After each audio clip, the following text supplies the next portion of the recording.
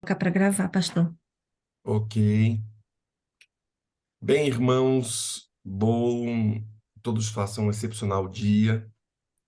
Hoje queremos falar a vocês do capítulo 25 do Grande Conflito, a lei, a imutável lei de Deus.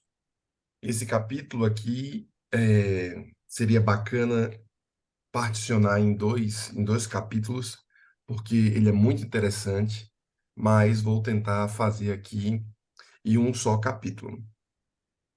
A imutável lei de Deus, tudo faz referência à lei do Senhor. Olha, eu não sei como é que é o seu relacionamento aí. Eu lembro que em minha casa, na casa do meu pai, nós tínhamos algumas regras na casa do papai. Exemplo, não podia rir na mesa. Eu não sei, mas a regra lá de casa era essa, que não podia rir na mesa.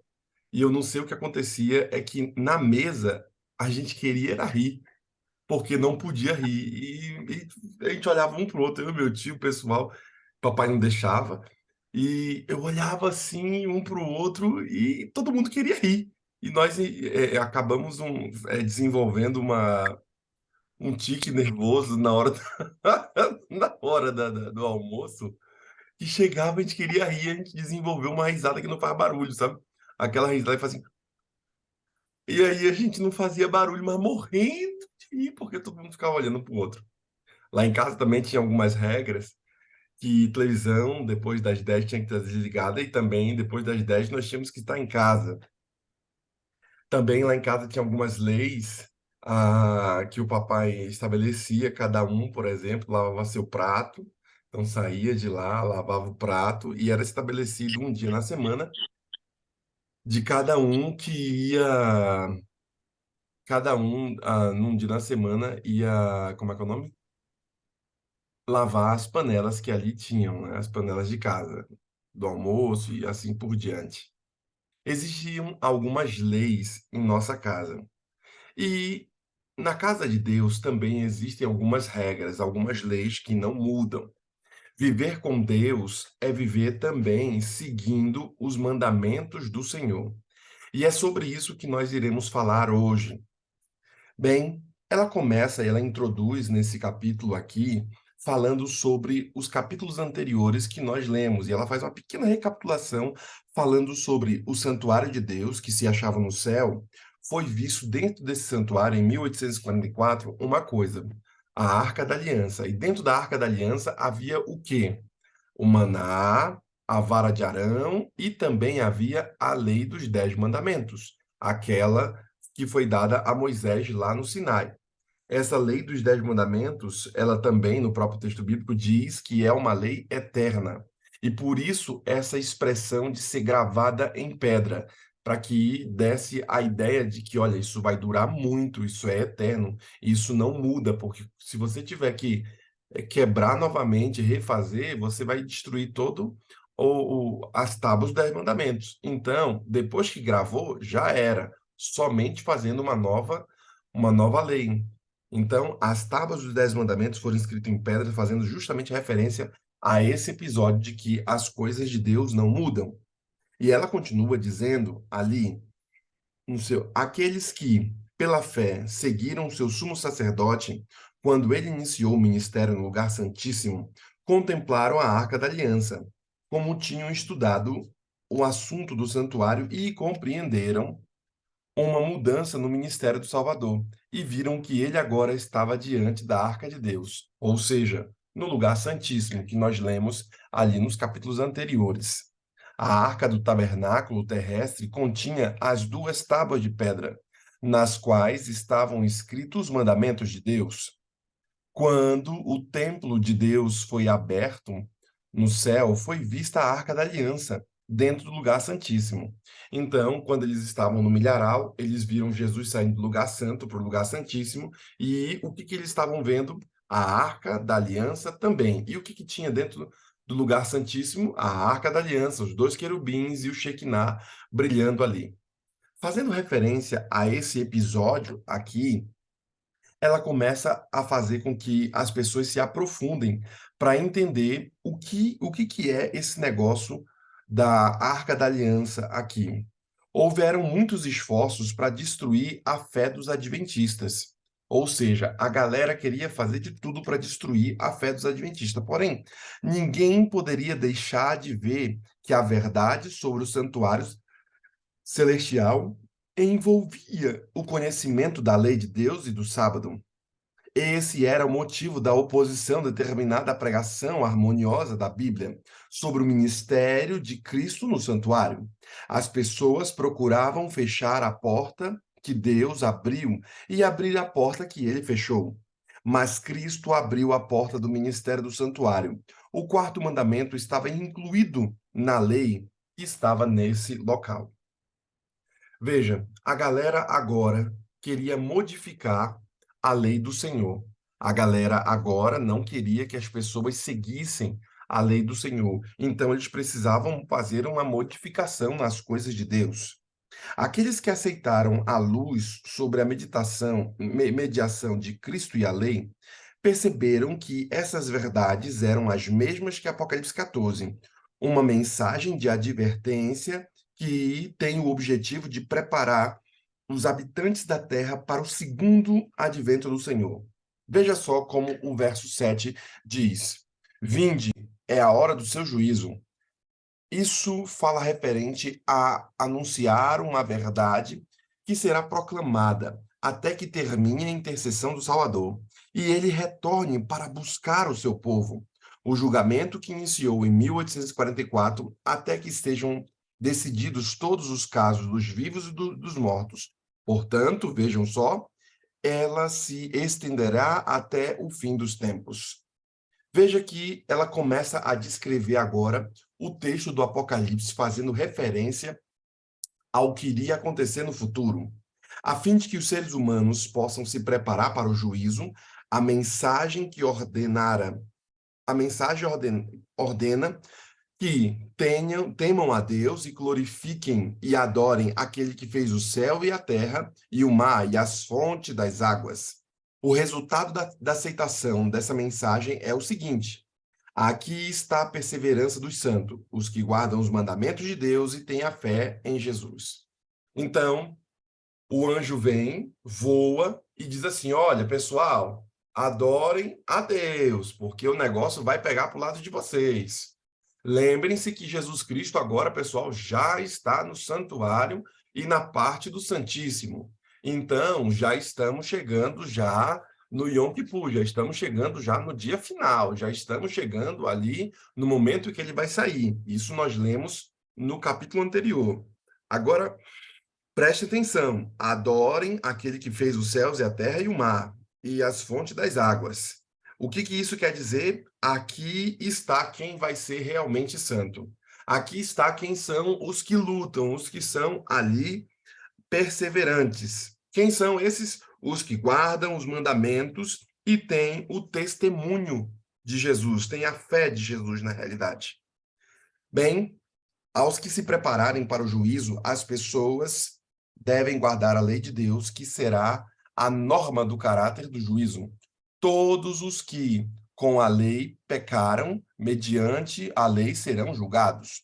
No dia em que Deus, por meio de Cristo Jesus, julgar os segredos dos homens. E aí ela discorre acerca dessa questão de que tudo que vem, que tudo que não provém de fé é pecado. E ela vai destrinchando isso aí sobre guardar os mandamentos. Depois ela faz uma abordagem dizendo o seguinte, que é preciso entender o chamado à adoração ao Criador. Lembra que o texto bíblico fala que adorai aquele que fez os céus e a terra, e o mar e as fontes das águas, fazendo referência à criação. Então, toda vez que você for adorar, ela diz assim, ó, adore aquele da criação. Não adorem homens, não adorem criaturas, não adorem nada. Mas sim, quem é que eu devo adorar? Aquele que fez os céus e a terra, e o mar e as fontes das águas. E aí você faz uma referência à primeira semana da criação, aonde Deus fez o mar, dividiu as águas, fez a luz e fez lá o Bereshit bara Elohim, né, que é o primeiro dia da criação lá. Fazendo referência a isso, ela diz, se você for adorar, adore aquele lá, não adore a outro. Aí, então, por que ela está fazendo esse paralelo da adoração ao início da criação, aquele que fez a criação, e da adoração à lei de Deus. Porque ela depois vem discorrendo que alguém iria fazer com que o povo não adorasse a Deus e não guardasse a sua lei. Então as pessoas iriam se colocar no lugar de Deus, vigário, filho de Deus, ia se sentar no trono de Deus e haveria uma mudança na lei de Deus. Todos aqueles que seguirem a mudança da lei de Deus não estariam adorando aquele que fez ali a lei de Deus no começo, ou seja, a criação, aquele Deus criador. Por consequência, o que iria acontecer? As pessoas substituiriam a adoração a Deus pela adoração ao homem. E aí, então, ela começa a descrever aqui, em contraste com aqueles que guardam os mandamentos de Deus e têm a fé em Jesus, o terceiro anjo indica um outro grupo de pessoas. Se alguém adora a besta e a sua imagem, e recebe a sua marca na fronte e sobre sua mão, também esse beberá do vinho da cólera de Deus. Aí ela faz um questionamento. O que é a besta? E o que é a imagem dela? E o que é a marca da besta? Aí agora ela vem entrando ali, explicando o que são essas três coisas: a besta, a imagem e a marca. Besta, nós falamos de besta aqui no Brasil, então a linguagem nossa dá uma ideia de que é um besta esse cara aí, é um besta, é o besta, ei besta. Então traz essa ideia de que a pessoa é besta, é boba. Porém, a besta no texto original e a linguagem correta não é essa. Besta é uma fera muito forte, é um bicho muito forte, que ele é uma fera, ele é uma besta fera. Ele é alguém muito forte, alguém que tem poder, alguém que tem força. E por isso essa terminologia é utilizada de alguém que é uma fera, uma força que ninguém consegue segurar. Aí, então, ela começa a descrever o que é a besta. Ela diz que existem três bestas, em específico, ela aborda duas nesse capítulo. Primeiro dela, a besta que surge do mar. Mar significa nações, pessoas, gente. A Igreja Católica, como nós vimos em capítulos anteriores, essa é a besta do mar. Depois, ela fala sobre um grande poder que iria nascer, a besta que surge da terra. Essa besta é os Estados Unidos. E aí, nesse capítulo, ela vem descrevendo aqui, né, a identidade do dragão, ela vem descrevendo como foi que essa nação se originou, como foi que esse poder se originou. Vem falando manso, eles foram lá para uma terra diferente, agora onde não havia oposição, eles começaram a crescer. No começo, todo o crescimento, toda criança que cresce é inocente, né? Toda criança é um anjo, né? Mas depois que essa criança cresce, ela pode virar um delinquente. Então ela cresceu como alguém puro, alguém correto, mas ela começa a virar agora a voz do dragão. E aí, então, ela escreve aqui, ela exemplifica a identidade do dragão. A profecia em que se encontravam esses símbolos começa em Apocalipse 12. O dragão que tentou destruir a Cristo, seu nascimento representa Satanás. Ele levou Herodes a tentar matar o Salvador. Mas os agentes de Satanás, quando ele fez guerra contra Cristo e seu povo, durante os primeiros séculos, foi o Império Romano, no qual o paganismo era a religião dominante. Em sentido secundário, portanto, o dragão é o símbolo de Roma pagã. E veja só como ela descreve aqui, Apocalipse capítulo 13, falando que Roma pagã, ela é a besta que surge do mar, e agora ela diz que iria se apresentar uma outra besta, semelhante ao leopardo, a qual o dragão deu o seu poder, o seu trono e grande autoridade. Ou seja, antes, a besta que surge do mar, a igreja romana, ela era muito poderosa na terra. Vocês não viram, quem está vivo hoje nunca viu o que era Roma. Você olha, né, a igreja romana e tudo mais, é mais uma igreja que tem. Por quê? Porque ela perdeu a força. Qual foi a nação que tem muita força? Qual é a nação mais poderosa? Qual é a nação mais forte? Roma perde a força, certo? E agora iria surgir uma outra besta, que diz ela que um outro poder, que teria grande autoridade dado pela primeira besta. Ou seja, Roma católica romana perde essa força, sai de cena e sobe agora os Estados Unidos, né? Esse país, essa besta aí forte, que agora tinha poder bélico, e por isso a América é a nação mais forte que existe no mundo, tem poder bélico, e eles têm condição ali de fazer o que quiserem, ao ponto de fazerem guerra em qualquer lugar do mundo. Aí então ela começa a descrever essa nova nação que começa a surgir ali. A respeito da besta, semelhantemente a um leopardo, o texto bíblico afirma: foi-lhe dado uma boca para proferir arrogância e blasfemas, e abriu a sua boca em blasfema contra Deus, para lhe difamar o nome e difamar o tabernáculo, a saber, que habitam no céu. Foi-lhe dado também que pelejasse contra os santos e o vencesse. Deu-lhe a autoridade sobre cada tribo, povo e língua. Essa profecia, que é quase idêntica à descrição do chifre pequeno de Daniel 7, refere-se sem dúvida ao papado, ou seja, a besta que surge do mar. Está falando de forma específica aqui. Quem foi que teve poder, autoridade em cada tribo, língua e nação? Roma. Roma teve poder em todas as nações do mundo. Vocês viram o que aconteceram com os reis do passado, como Roma subjugava os reis do passado. Então, essa profecia de Apocalipse 13, ela bate certeira, cravada com esse poder aí. E foi dado a autoridade para agir 42 meses, ou seja, 3 anos e meio, ou 1.260 anos, 1.260 dias de Daniel 7.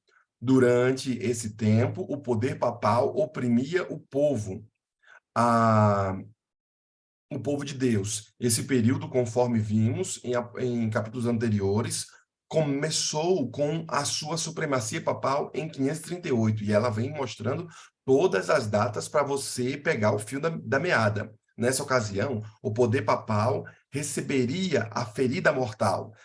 Versículo 3. E se cumpriu a predição: se alguém leva para o cativeiro vai. Versículo 10. Então, ela também descreve que esse chifre, que era tão poderoso, iria receber uma marca que quase o mataria, mas não iria matá-lo. Ou seja, uma ferida que era mortal, ia deixar mancando essa besta que surge do mar. Pode ver que Napoleão prendeu ali o Papa, quando antes o Papa era aquele ser que comandava todo o mundo da época e subjugava todos os reis. Porém, agora, Napoleão vai lá e quebra a crista dele, e ele é preso. E aí vocês lembram do que a gente já contou nos outros capítulos. Agora vem aqui algumas coisas que ela estabelece. Dentre essa besta, ela explicou até agora a besta que surge do mar, agora ela vai explicar a besta que surge da terra, ou seja, o surgimento de um novo poder. E ela vem agora descrevendo esse surgimento desse novo poder. Nesse momento de profecia, aparece em cena um novo símbolo. Vi ainda outra besta emergir da terra. Possuía 2 chifres, parecendo cordeiro, mas falava como dragão. Apocalipse capítulo 13, versículo 11. Essa nação, ela é diferente das que são apresentadas nos símbolos anteriores. Os grandes reinos que têm governado o mundo foram apresentados ao profeta Daniel como animais de rapina que surgiriam quando aos, quanto, quando aos 4 ventos do céu agitavam o grande mar. Mas a besta de chifres semelhantes ao do cordeiro foi vista subindo da terra. Em vez de destruir outros poderes para se estabelecer, a nação representada surgiria em território antes desocupado e cresceria de maneira pacífica. Portanto, devemos procurá-lo no continente ocidental. Ou seja, antes o BO acontecia sempre onde? Na Europa, não é? Toda vez que surgia um poder, tinha que matar outro. Por quê? Porque já tinha um monte de reinos.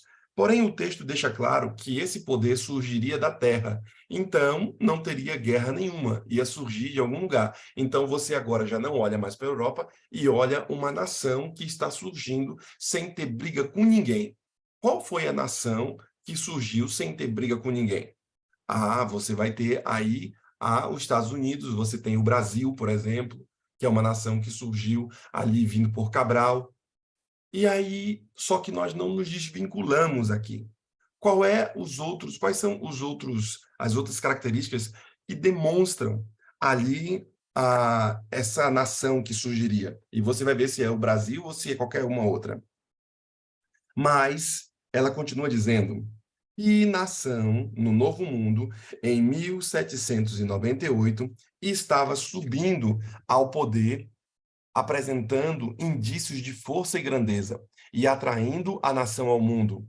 Uma nação é apenas apenas uma forma do profeta dizer: os Estados Unidos da América, palavras quase iguais à dos escritores bíblicos têm sido utilizados inconscientemente pelos historiadores ao descreverem o crescimento dessa nação. Um importante escritor fala sobre o ministério de sua procedência do nada, ou seja, poxa, eles cresceram do nada. Percebam que o Brasil não cresceu do nada. Quem foi que veio aqui para o Brasil? Vieram toda a família de Portugal. Vieram corridos da perseguição de Napoleão, diferente daqueles que cresceram do nada. Do nada, eles vieram corridos de lá, da Europa, por consequência da perseguição, chegaram na Inglaterra, a galera da Inglaterra ali fizeram uma nova igreja, a igreja anglicana, e fizeram a mesma coisa que a igreja romana fazia, só que agora com a religião do próprio Estado. E falou: olha, aqui também não vai dar certo, a gente vai tentar pregar e eles vão mandar matar a gente. Por quê? Porque não a Rainha Elizabeth, mas ela que é a conhecida de hoje, mas os antepassados dela falam assim: ó, se vocês não rezarem nossa cartilha da nossa religião aqui anglicana, nós vamos matar todo mundo. Ia dar no mesmo. O que os romanos fizeram um pouco atrás, a igreja anglicana estava fazendo do mesmo jeito, matando uma galera. O que eles fizeram? Deram no pé. Vamos então procurar terra nova. E eles vieram sem nada, vieram sem poder bélico, sem nenhum rei atrás, vieram sem nada. Eles vieram para onde? Pegaram o Mayflower, né, que é o barquinho lá, e desceram nesse chamado Novo Mundo. E então eles começam a crescer dessa forma. Já no Brasil foi diferente. No Brasil eles vieram, mas eles vieram amando de quem? Do próprio rei de Portugal. E então as caravelas vieram para cá. Então eles não vieram sozinhos, eles vieram com o poder de Portugal. Todo o ouro que era encontrado aqui, eles levavam para onde? Para Portugal. Então havia uma simbiose entre essa nova nação que estava nascendo, só que ela estava nascendo pelo poder de Portugal. Então, não bate com a profecia a nação brasileira. E aí você vai procurando quais são as nações muito grandes e as nações fortes. Qual foi a nação que nasceu fraquinha, como um chifre, e depois cresceu? Sabe que quem já viu o chifre de boi cresce só um pouquinho, logo no começo. É só a cabecinha aqui. Só que esse chifre vai crescendo e ficando tamanho. Então, você percebe que essa nação, ela cresceu justamente desse jeito e bate certinho com os historiadores da época. Um jornal europeu falou que em 1850, dos Estados Unidos, como era emergindo, como se ele estivesse emergindo, e no silêncio da terra, aumentando diariamente seu poder e seu orgulho. Imagine só a galera falando isso nos jornais. Olha, eles nasceram do nada, estão aumentando seu poder, estão aumentando seu orgulho, e tomem cuidado, viu? Porque eles não estão fazendo guerra com ninguém. Possuía 2 chifres, parecendo do cordeiro, versículo 11. Os chifres semelhantes aos do cordeiro indicavam juventude, inocência e ternura. E assim era a América no princípio. Assim era a América no começo, uma nação cristã, com ternura, com juventude pujante, a terra da liberdade. E aí era essa a inocência, era essa a juventude, o vigor, a força, tudo produzia, todo mundo tinha dinheiro, todo mundo tem liberdade, todo mundo tem força. Entre os exilados cristãos que fugiram para os Estados Unidos, escapando da opressão real e da intolerância dos sacerdotes, muitos decidiram estabelecer a liberdade civil e religiosa. A Declaração da Independência estabeleceu a verdade de que todos os homens foram criados iguais e possuem o direito à vida, liberdade e busca de felicidade. A Constituição dos Estados Unidos garante ao povo o direito de governar a si próprio, determinando que os presentes, determinando a Constituição dos Estados Unidos garante governar a si próprio, determinando que os representantes eleitos pelo voto do povo estipulem e administrem as leis. Foi também garantida a liberdade de fé religiosa. O republicanismo e o protestantismo se tornaram os princípios fundamentais da nação. O segredo do seu poder e prosperidade. Milhões de pessoas têm aportado às suas praias, e os Estados Unidos alcançaram lugar entre as mais poderosas nações da Terra. A mais poderosa nação da Terra. Então, vamos lá. Aqui ela descreve de forma muito clara que em todo o mundo tinha que ter um governante. Em todo o país tinha que ter um rei. Só que nesse daqui, a liberdade era tamanha que não haveria um rei. E o que eles faziam? Desculpa. E o que eles faziam? Estabeleceram sua própria Constituição agora. E aí o negócio pega fogo. Bate certinho com o que está descrito aqui. Eles começam a estabelecer sua própria organização, já não tem mais um rei. Aqui, uma nação se levanta sem ter um rei.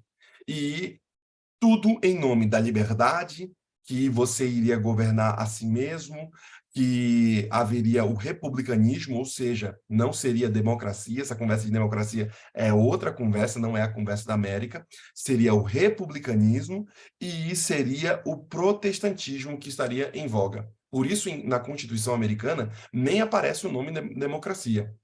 Eles são republicanos, eles querem constituir ali aquela terra.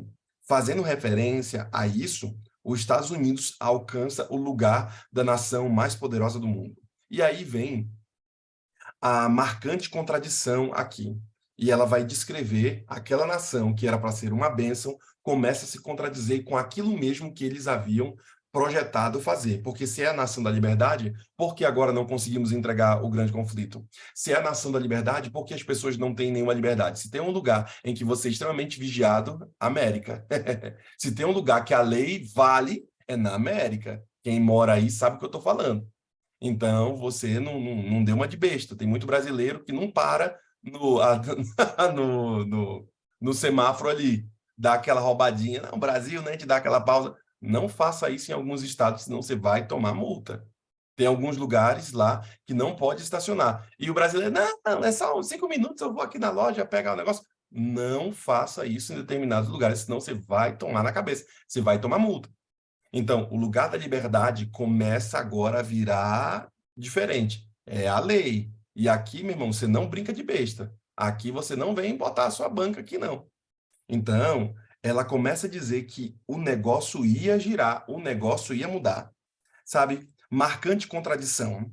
Mas a besta de chifres, semelhante aos do cordeiro, falava como um dragão. Exerce todo o poder da primeira besta na sua presença. Faz com que a terra e os seus habitantes adorem a primeira besta, cuja ferida mortal foi curada, dizendo aos que habitam sobre a terra que façam uma imagem à besta. Vamos parar por aqui.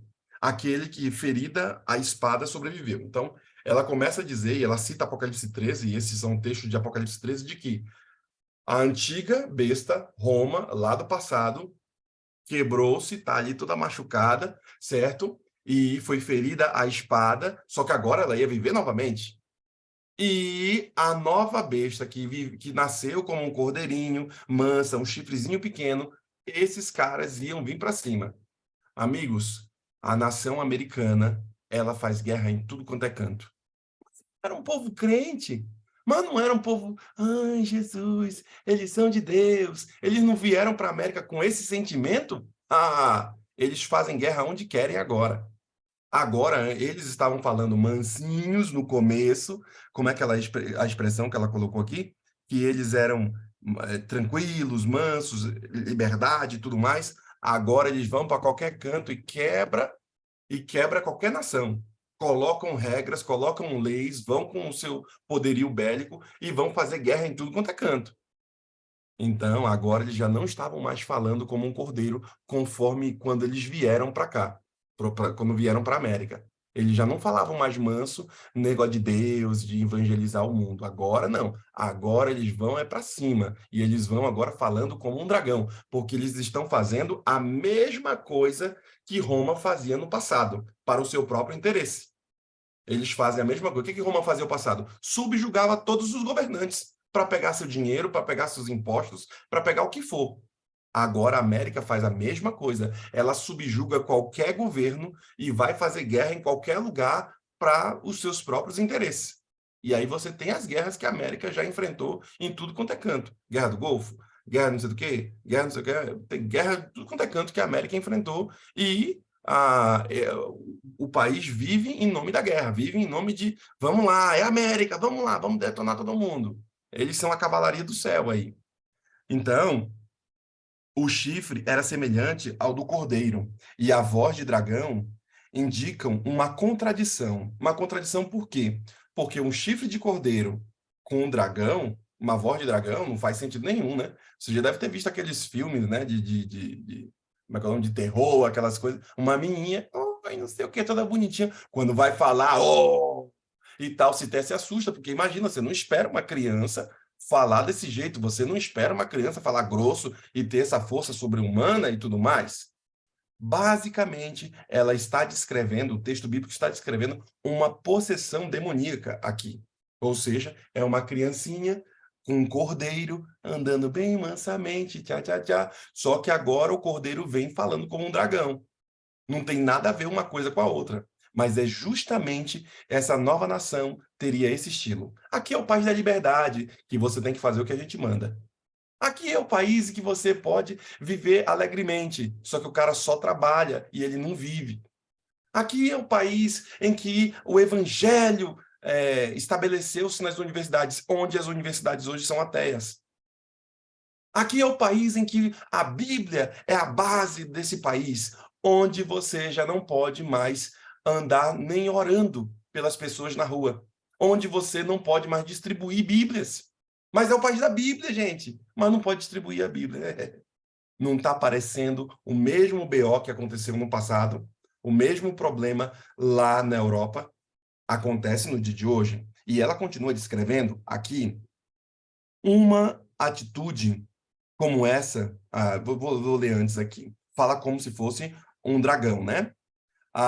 Toda a autoridade da primeira besta indica uma atitude de intolerância, perseguição, manifestação pelo dragão e pela besta semelhante ao leopardo. A declaração de que a besta de dois chifres faz com que a terra e os seus habitantes adorem a primeira besta mostra que a autoridade dessa nação será exercida por impor homenagem ao papado.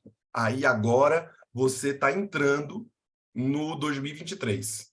Como é que é isso, pastor? Agora ela está falando para você aqui o ano de 2023.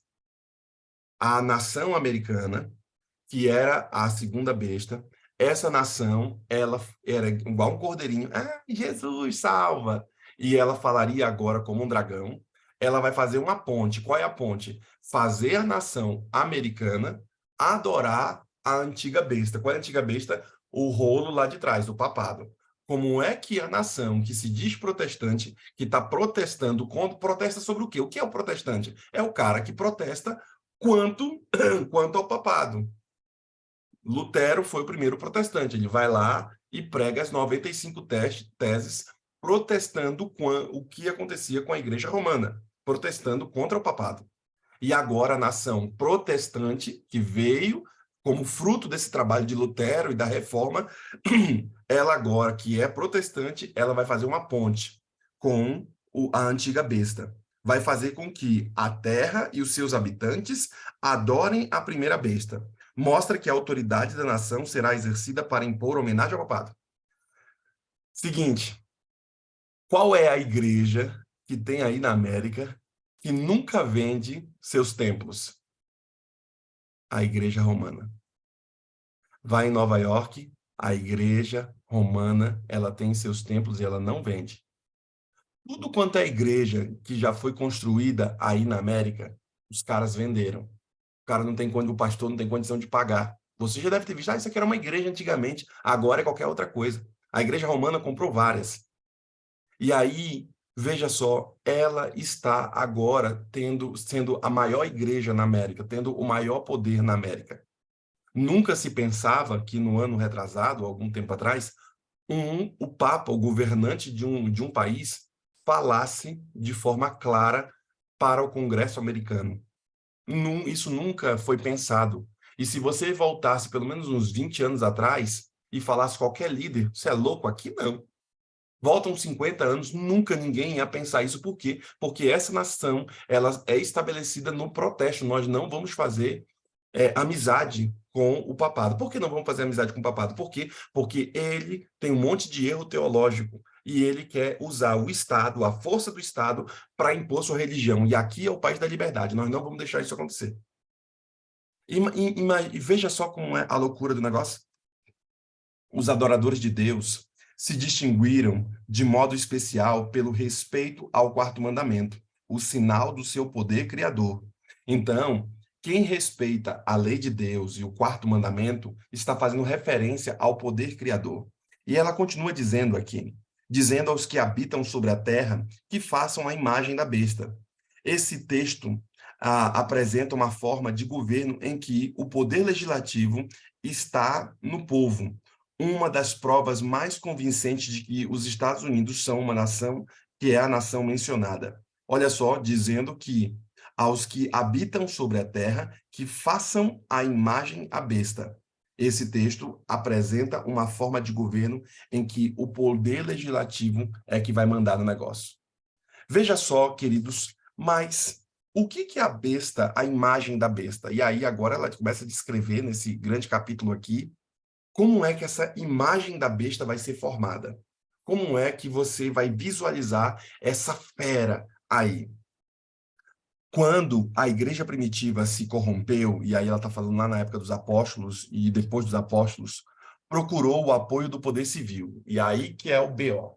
Porque a igreja adventista, ela fala para a gente não se meter com juntar o civil com o religioso, porque impor a sua religião, e inclusive impor a religião adventista a outras pessoas com base na autoridade civil, isso é o maior erro que que pode ser cometido, pois esse foi o mesmo erro que aconteceu no passado. O papado, agora com o seu poder bélico, junto dos seus reis, ele agora matava as pessoas que não quisessem ser crente como eles eram. Então, não é para mexer com isso. Não é para nós, como cristãos aqui, juntarmos a religião com a autoridade civil. O resultado foi o poder papal, uma igreja que controlava o Estado, especialmente para punir os hereges, para que os Estados Unidos para que os Estados Unidos forem uma imagem da besta, que eles se formem uma imagem da besta, o poder religioso deve controlar a tal ponto o governo civil, que o Estado também seja utilizado pela igreja para cumprir os objetivos dele. Então, vamos lá. Ainda não aconteceu de forma total na América isso, mas está acontecendo de que o Estado, ele agora terá o poder de mexer com as igrejas. E isso é um problemão. O Estado mandar uma coisa e todas as igrejas obedecerem, significa que o governante que subir lá e a cabeça dele for uma cabeça religiosa, for uma cabeça com outras perspectivas, vai mexer com tudo quanto é religião. Isso é um BO. E ela começa a dizer aqui. Olha só o que ela continua dizendo. As igrejas protestantes que seguirem os passos da Igreja Católica têm manifestado o mesmo desejo de restringir a liberdade religiosa. Um exemplo disso pode ser visto na prolongada perseguição àqueles que se separaram da Igreja Anglicana. Durante o século XVI e XVII, ministros e povos separatistas foram submetidos a multa, prisão, tortura e martírio. Ou seja, A igreja anglicana fez a mesma coisa que a igreja romana estava fazendo. Ou seja, você saiu de um problema e se meteu em outro. Você saiu de um BO e foi para outro. E ela continua dizendo: a apostasia levou a igreja primitiva a procurar o auxílio do governo civil. Quem era o governo civil? Você tem lá Constantino. Quem foi que paganizou toda a igreja? Foi Constantino, quando a igreja deixou de ser a igreja dos apóstolos e agora Constantino se batiza na igreja, agora ele diz que é crente e agora ele diz que a igreja é do próprio Estado romano. Ele começa a modificar as doutrinas bíblicas, ele começa a mexer. Por quê? Porque a apostasia começou a entrar quando teve esse auxílio do poder civil. Então, não te mete no poder civil. Você vai querer fazer isso para ajudar a igreja, para dar um passo? Não é para o poder civil fazer isso. Por quê? Porque tem que haver a liberdade religiosa. Porque é uma faca muito. É uma linha muito fina você mexer com o poder civil e fazer com que o poder civil ajude a gente. Só que é o seguinte: quando o poder civil ajuda, eles querem cobrar alguma coisa. Eu, como pastor aqui, é, tem algumas pessoas que são candidatos que querem ajudar a igreja. E a gente fica muito contente em ajudar, em que essas pessoas ajudem a igreja. Só que muitos desses camaradas que sobem ao poder, eles vêm ajudar a igreja, mas eles querem algo em troca. Eles querem falar dentro da igreja e querem que a gente vote neles. Então, se o preço é esse, eu não vou misturar Estado com igreja. E eu não deixo com que esses camaradas venham em nossas denominações e falem a nós: ah, mas é um irmão adventista. Ah, mas uma pessoa de Deus, é uma pessoa bacana, que ajuda tantos pobres, não sei o quê. Deixa o cara aí, pastor, entregar os negócios. Não, aqui não. Deixa ele entregar nossas igrejas, na minha não. Por quê? Porque a gente já percebeu qual era o problema do passado. Eles se uniram com o poder civil e o poder religioso. E isso sempre dá errado. Sabe? Parece ser meio loucura, parece ser meio tacanho. A pessoa quer ajudar e você não quer deixar a pessoa ajudar. Mas ela quer ajudar quem? A ela mesma ou ao povo? É esse questionamento. Porque tem gente que vem de fato para cá dando com uma mão e recebendo com a outra. Ele quer ajudar a igreja, os pobres, e a asa, e lá, mas ele quer que as pessoas votem e ele vai fazer o discurso dele ali, utilizando-se da minha plateia que está cativa lá. Então, tem que ter muito cuidado com quem sobe no púlpito, para não fazer do púlpito algo, um comício. Saímos agora de uma eleição muito conturbada em nosso país e na América também. E você tinha de um lado o pessoal da direita, o pessoal da esquerda, você tinha esses caras que estavam ali lutando para ver quem ganhava. Tomar muito cuidado para quando subir num púlpito deixar de ser bíblico e se tornar mais político. Isso tem que ter muito cuidado, porque eu vi muitos irmãos pregando demais, evangelizando demais a política. Era o irmão postando sobre o Bolsonaro, era o irmão postando sobre o Luiz, era o irmão fazendo não sei o quê, mas eu vi nesses últimos tempos aqui ninguém falando da volta de Cristo.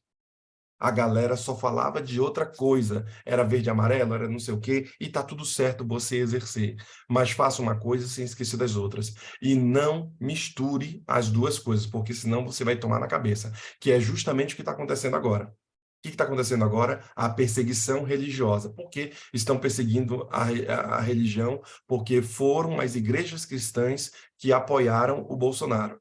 E agora que subiu ao poder alguém contrário, esses caras estão vindo caçar a alma dos religiosos, vindo caçar a alma dos crentes e deixando o país mais difícil. Por quê? Porque misturaram esse negócio de religião com, a, com o poder civil. E isso é sempre um problema, é sempre pisar em ovos. Sabe, queridos, a apostasia levou a igreja primitiva a procurar o auxílio civil. E isso preparou o caminho para o papado, que é simbolizado pela besta.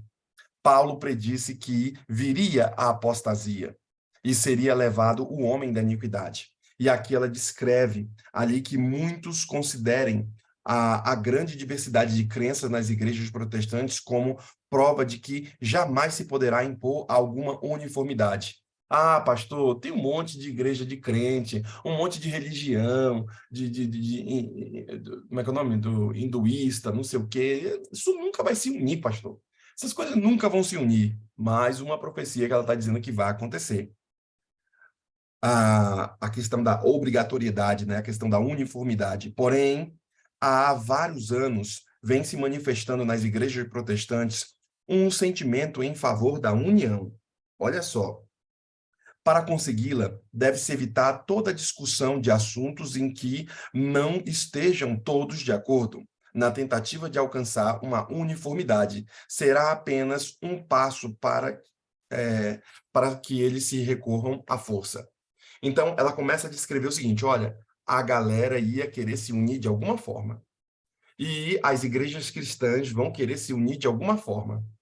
Mas isso só vai dar somente um passo para a galera usar de novo o Estado. E é esse tipo de pensamento que você deve avaliar. Quanto às principais igrejas dos Estados Unidos, unindo-se em doutrina que lhes são comum, influenciarem o Estado a impor seus decretos e apoiar suas instituições, a América Protestante terá então formado a imagem da liderança católica e a aplicação das penas civis. O resultado será inevitável, será penalidade àqueles que discordem. Uau! Esse que é o negócio. A galera vai querer ter uma única ideia, todo mundo tem que ser parecido, inclusive na religião. Pode ver que as religiões cristãs são muito parecidas e a galera se junta. Pode ver que tem pregadores que pregam em determinadas religiões e depois eles estão em outras religiões pregando a mesma coisa. Tipo assim, não sei, aqui no Brasil a gente tem esses pregadores assim, tipo um Cláudio Duarte, não ele em si, né? Eu estou dando um exemplo, mas são pessoas que pregam na Assembleia, pregam na Batista, pregam não sei aonde, pregam na igreja deles. Então é normal, ó, tem o Cláudio Duarte, tem o Silas Malafaia, tem não sei o quê. São gente, tudo, pô, os caras são brother, pô, os caras são gente da gente. Eles pregam em tudo quanto é religião. Tem irmão adventista assistindo.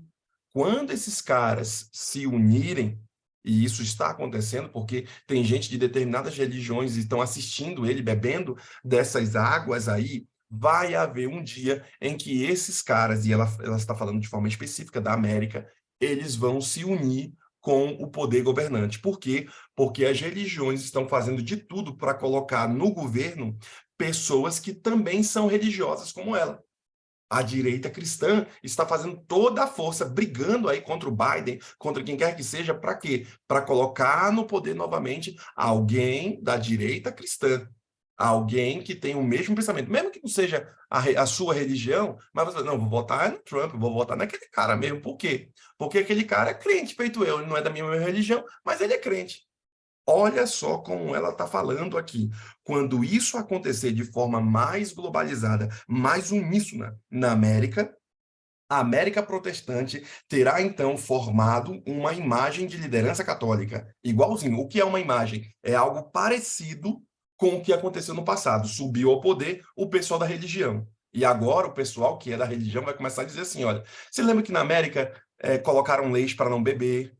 Tempos atrás, né? Colocaram leis que não era para você beber, colocaram leis que eram mais leis cristãs do que leis mesmo do Estado. Por que eles fizeram isso? Porque quem subiu ao poder com essa ideia cristã. Sabe, eu não estou falando contra isso, mas eu estou falando que essa formação vai culminar em ter a mesma imagem do que era no passado. Eles vão agora atochar. Aparentemente parece ser bacana, mas amanhã essa perseguição religiosa virá contra nós. Para que isso se una, ela deixa claro dizendo o seguinte: olha, ninguém fique falando de problema. Vamos falar só daquilo que a gente acredita que é igual. Ou seja, esses grandes religiosos, esse grande poder da direita cristã, né, que sobe ao poder, é só você não falar de sábado, é só você não falar da reforma de saúde, é só você falar do céu, da bênção, coisa que todo mundo gosta. Olha, vamos dar um estudo bíblico, pastor? Olha, mas não fale não dessas coisas de adventista, não.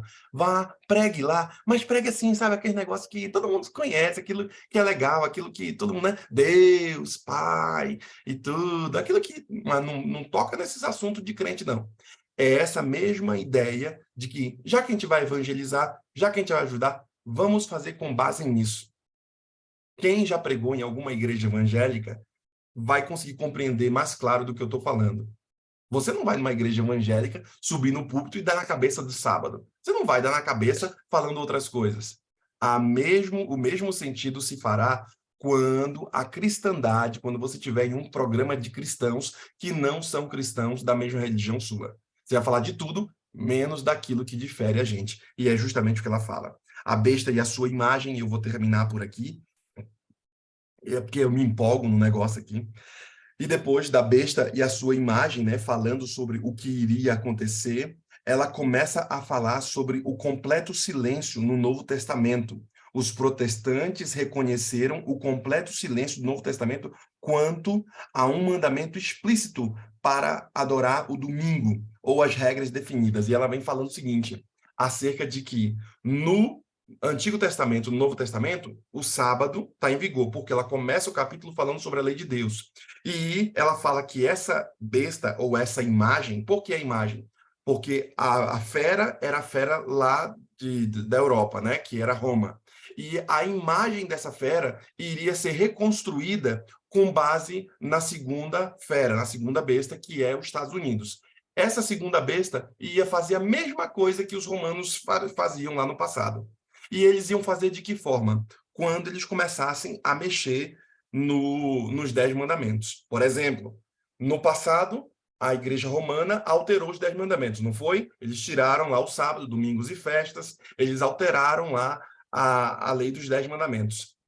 Com a segunda besta, Estados Unidos, a Igreja Cristã também está seguindo o mesmo caminho da Igreja Romana. Os cristãos não guardam o sábado, os cristãos não observam a lei, os cristãos estão fazendo a mesma coisa, ou seja, uma imagem do que eles faziam no passado. E aí ela vem agora falando sobre esse completo silêncio da igreja nos Estados Unidos, da igreja cristã, sobre os firmes fundamentos do que eles mesmos estabeleceram quando começaram. Quais eram os fundamentos? Os fundamentos eram justamente buscar a Bíblia, voltar-se à Bíblia, se aprofundar na palavra. Hoje eles não estão mais fazendo isso, eles estão fazendo o quê? A mesma coisa que os romanos faziam. Vamos impor nossa religião, e nossa religião não precisa necessariamente se aprofundar na palavra. E ai de você que entre numa dessas igrejas e comece a falar da palavra que eles têm que voltar à palavra. Aqui não, vai pregar para outro canto, aqui não, sai daqui. Pode ver que tem mais culto coach, pode ver que é mais culto sobre negócio de família, sobre espiritualismo, sobre você que está com dor, você que está sofrendo, mas não de fato aprofundar o povo na palavra. O que os romanos faziam no passado? Não era justamente isso? Faziam de tudo, porque tinha até a missa, mas ninguém sabia da palavra, ninguém se aprofundava na palavra, ou seja, estão fazendo de novo a imagem da antiga besta. Estão fazendo de novo. Quem olhar para esse tipo de religião, uma religião que não tem a palavra, que não se aprofunda na palavra, não vai ver aquela religião, vai ver o quê? O que os romanos faziam no passado. Seja crente, só não lê a Bíblia, não. Seja crente, mas não venha falar esse negócio de Bíblia para a gente, não. Porque a gente já sabe, a gente já conhece o negócio, só que de uma outra forma agora. E ela faz justamente essa advertência. A mais importante advertência que já foi dirigida aos seres humanos está na mensagem do terceiro anjo de Apocalipse 14. As pessoas não devem ser deixadas em trevas sobre esse importante assunto que ela está abordando aqui. A advertência deve ser dada ao mundo antes que venham os juízos de Deus, a fim de que todos tenham a oportunidade de serem livrados. O primeiro anjo faz o seu anúncio a cada nação, tribo, a língua e povo. Apocalipse 14, versículo 6. Ou seja, preguem, irmãos do Gol Six, para todo mundo, porque pouco tempo nos resta. A advertência continua. Do terceiro anjo não deve ser de menor repercussão. Ela é proclamada com grande voz e chamará a atenção do mundo. Todos estarão divididos em dois grandes grupos: aqueles que guardam os mandamentos de Deus e a fé em Jesus, e aqueles que adoram a besta e a sua imagem, e receberam a sua marca. Olha só, quem guarda o mandamento vai estar de um lado, e quem guarda o mandamento do Papa vai estar do outro. É simples assim, o mundo vai ser dividido desse jeito. Você quer virar crente, quer ir para o céu? Então lembre-se, quem guarda o mandamento e tem a fé em Jesus. Ah, você não quer? Então vai para o outro lado. Esses dois grandes grupos vão estar. E você não vê assim a cristandade hoje. Você vê alguns que buscam guardar os mandamentos e o testemunho de Jesus, e você tem o quê do outro lado?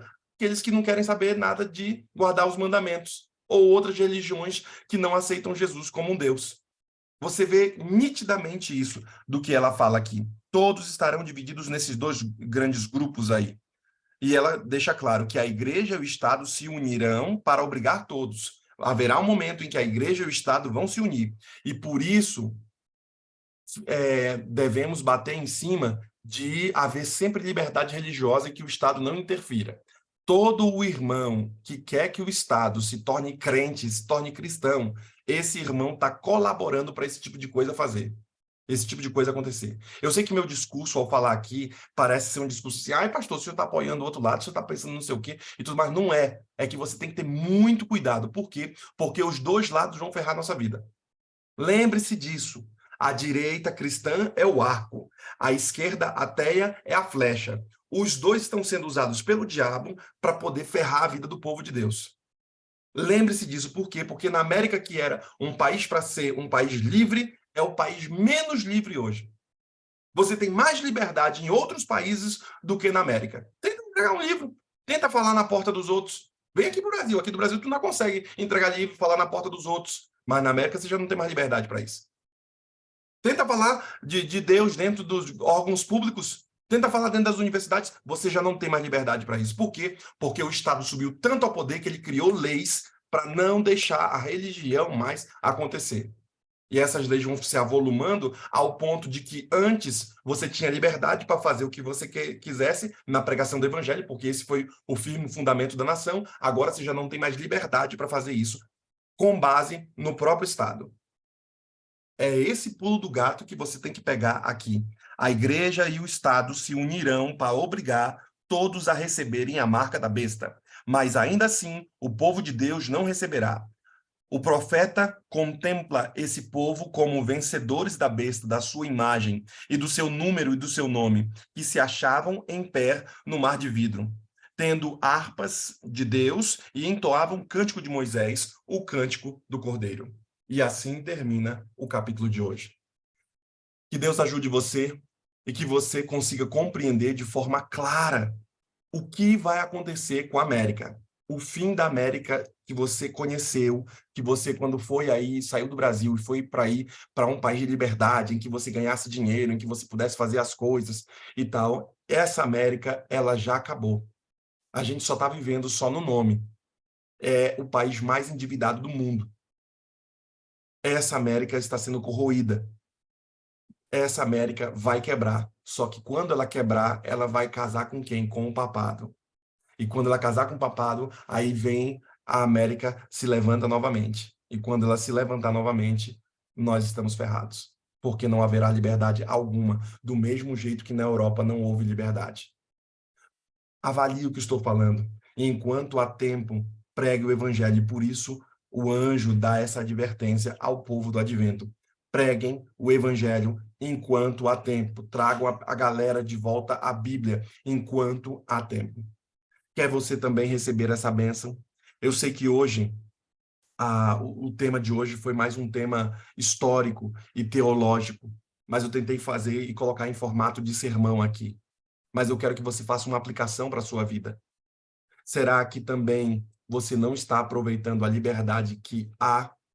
Será que você, ao ter a Bíblia, você não está pregando o Evangelho ou mesmo vivendo o Evangelho? Comece a falar de Deus para o seu vizinho enquanto há tempo, enquanto há liberdade. Comece a proclamar o Evangelho e viver esse Evangelho. Bem, nós teremos uma oração. A irmã Suelen estará orando. E enquanto a serva do Senhor estiver orando, eu quero que também você ore por liberdade, para que haja liberdade de pregação, para que haja liberdade religiosa e que você continue usufruindo dessa liberdade. Vamos orar. Querido e amado Pai que estás nos céus, muito obrigada, Senhor, por estarmos aqui diante da Tua presença nesta manhã. Obrigada, Senhor, por nos dar esta vida e por nos dar a chance de viver. E por cada irmão que está aqui também, Senhor, que acordou, que despertou, porque sabemos que o Senhor tem um plano para cada um de nós. Senhor, eu penso muito nessa meditação.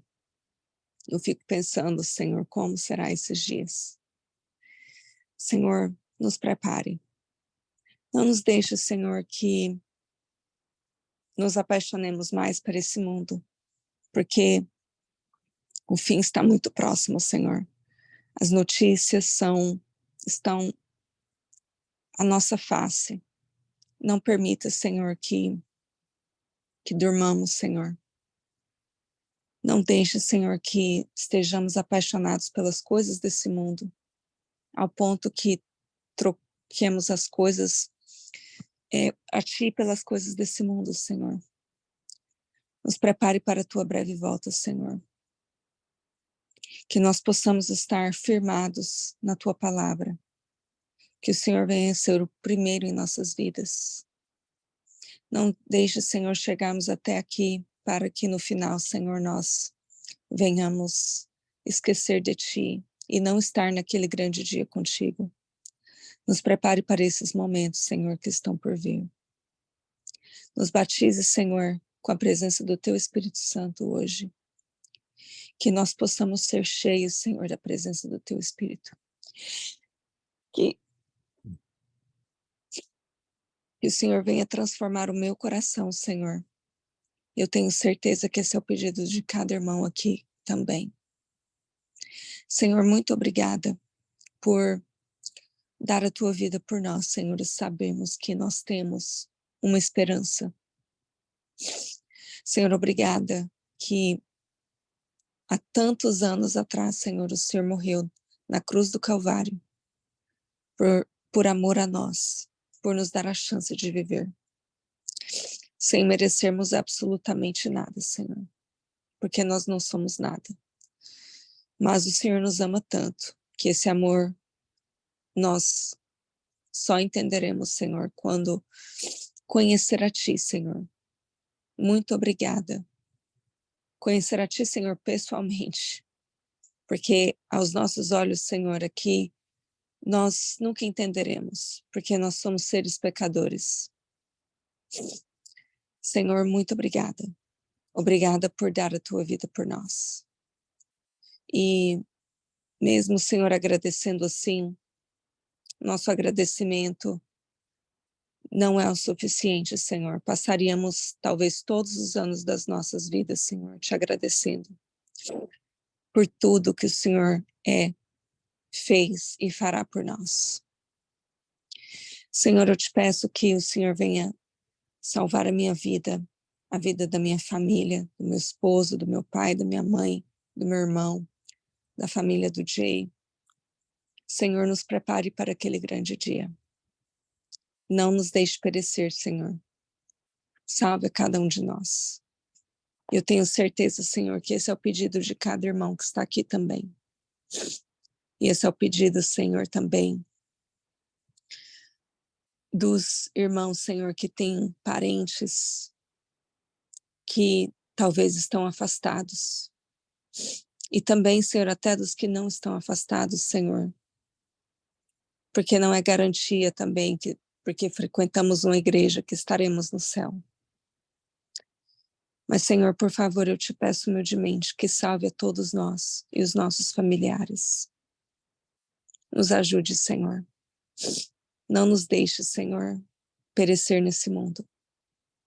Que o nosso amor por Ti venha a ser maior do que qualquer coisa. Senhor, eu venho te pedir também que venha estar com a vida da Rose, que está aqui todos os dias conosco. Abençoe a sua família, seu esposo, seus filhos. Abençoe os seus planos, Senhor. É uma bênção muito especial na sua vida.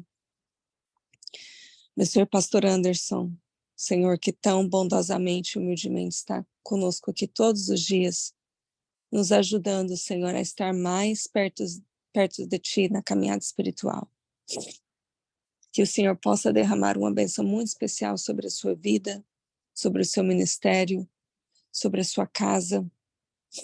Senhor, por favor, esteja com os pedidos que ele tem também. O Senhor sabe quais é. Venha estar com este teu servo, Senhor. Senhor, ouça essa oração. Ouça os pedidos íntimos, Senhor, que eu carrego e que cada irmão aqui também carrega, Senhor.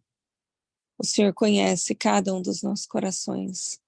Mas mais do que isso, Senhor, Nos ajude a estar salvos naquele grande dia, porque não há nada mais importante do que estar no céu contigo, Senhor. Muito obrigada, Senhor, por tudo que o Senhor fez por nós e mais uma vez, muito obrigada por morrer por nós. É o que eu te peço em nome do teu Filho amado Jesus. Amém. Ainda em tua presença, Senhor, pedimos que tua graça e o teu Espírito esteja em nós. Pedimos, Senhor, que o Senhor nos dê a devida sabedoria para guiar a nossa vida pautada pela tua palavra. Não nos deixe, Senhor, cair em tentação, mas nos livra do mal. Em tuas mãos entregamos aqui a irmã Rose, que estará viajando, passar essa semana aí cuidando de seu esposo. Que o Senhor os abençoe nesse trabalho. Também, Senhor, pedimos a Ti que abençoe a irmã Suelen, que sua vida e seu ministério de canção proclamem sempre Tua verdade. E assim como ela louva a Ti, como ela trabalha para a Tua obra, que o Senhor também trabalhe para a obra dela. Abençoe também o esposo da irmã Suelen, para que ele também receba a porção da Tua graça. Também, Senhor, esse final de semana que daqui a pouco se inicia, Semana Santa hoje, que o Teu Santo Espírito esteja sobre nós, nos guiando e nos apacentando. Entregamos nossa vida em Tuas mãos e pedimos, Senhor, que hoje, no dia de hoje, que na cruz do Calvário, o Senhor entregou a vida por nós, que também, Senhor, retribuamos a nossa vida ao entregá-la também a Ti, Senhor, de forma a ser completa. Agradecemos a Ti por esse capítulo que entendemos um pouco mais da Tua luz sobre nossa vida. Continue, Senhor, a nos abençoar. Continue, Senhor, a nos apacentar. E nos dê, Senhor, a liberdade para pregar o Evangelho. Que usemos, Senhor, desse atributo que o Senhor nos deu. Tudo isso te oramos e pedimos a Tua bênção sobre nós. Oramos a Ti em nome de Jesus. Amém, Senhor. Amém. Amém. Amém. Amém. Obrigada, pastor, por essa mensagem de hoje. Sueli, muito obrigada pela sua oração linda. Deus te abençoe. Deus Amém. seja os desejos do seu coração também e os nossos também. Bom, Amém. amanhã nós vamos ter o Carlos Pimentel, né? Já estamos na metade do livro, né, pastor? Passa rapidinho. Defensores da verdade, devemos ter fé, coragem. Gente, nós precisamos ler, entregar esse livro para quem não tem. Eu estou com meu outro... Eu abri meu iPad para fazer um teste aqui, por isso que vai aparecer 2 vezes meu nome aí. Mas nós temos que entregar esse livro, temos que levar essa mensagem, e o fim está próximo, está chegando. Bom, amanhã eu não vou estar aqui com vocês, eu vou passar uma semana com meu esposo, é a semana do meu aniversário, que eu vou comemorar com meu esposo, com a família dele, é uma união da família. Orem por esse encontro, porque lá eu quero ser usada por Deus para, de alguma forma, chegar no coraçãozinho das pessoas que eu vou encontrar por lá. Mas de vez em quando eu vou tentar entrar aqui, para a gente participar juntos. Mas enquanto isso, enquanto eu estou lá, vai ter a Irene, né, Irene? A Ana Rodrigues, o irmão Gaspar, vão estar ajudando nessa oração inicial. Pastor, você não vai ficar sozinho, e nós estamos aqui como uma família juntas para ajudar os outros. Tenham todos um bom dia, na paz de Jesus. Amém, bom dia. O que Bom o pastor dia, falou, Deus abençoe. o que o pastor falou e é muito real. Eu viajo em várias cidades, tem cidades pequenas aqui, pastor, que domingo é tudo fechado. A única coisa que está aberta é um 7-Eleven e as famílias todas nos parques, andando, não tem comércio aberto. Você vai nas lojas, estão fechadas as lojas. Não é aberta, eu achei estranho. Falei, nossa, domingo é o dia que mais vende, coisa assim, né? As lojas estão realmente fechadas. E eu já tentei levar livros nas casas dos clientes, eles falam, não misturamos religião, você segue a sua e nós seguimos a nossa. Então, é indução, você induzir eles a seguir uma religião. Eu falo, não, eu só estou falando aqui em nome de Jesus, eu estou falando só assim, cada um segue a sua. Teve uma que eu entreguei, ela falou assim, é de Jesus, eu não aceito. E o outro, eu achei o livro no lixo. Eu falei, não é possível. Aí eu comecei a fazer um trabalho diferente, eu comecei a fazer um trabalho com os homeless. Eu pego um livro, coloco $1 dentro do livro e entrego para os homeless. Eu já entreguei muitos tipos de livros.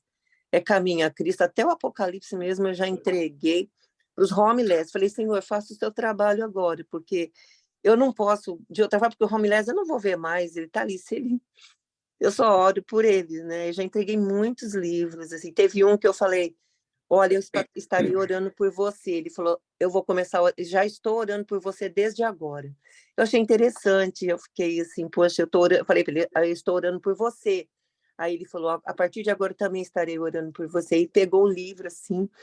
Então, assim, aqui é muito complexo, realmente, você falar do amor de Deus. Então, as religiões, assim, os hispanos fazem muito, muito mesmo. Mas o adventismo aqui, você tem que pregar bem escondidinho mesmo, não dá para você falar, não é todas as pessoas que aceitam mesmo. E se você falar algumas coisas, principalmente escola, é proibido as escolas terem Bíblia, fazer oração, não podem, não podem. Então, realmente, é o que a gente está vivendo. A gente está vivendo mesmo. Mas não é o país da liberdade? Mas não é um Ah, país que foi fundamentado na Bíblia? Bem, é. ela diz que Montgomery isso... County, Montgomery County, o presidente do county é judeu. Então, todas as datas judaicas, as escolas são fechadas, comércios são fechados, muitas coisas são fechadas. Aqui, por causa do que eles são judeus. Então, na festa de judeus, eles ainda vão fazendo as coisas. Mas você não pode falar nada da sua religião, você não pode falar de Jesus aqui para eles, não. Uhum. Pastor, ainda está gravando, viu? Tá Um feliz gravando. sábado a todos. Você que tá me Deus assistindo. abençoe.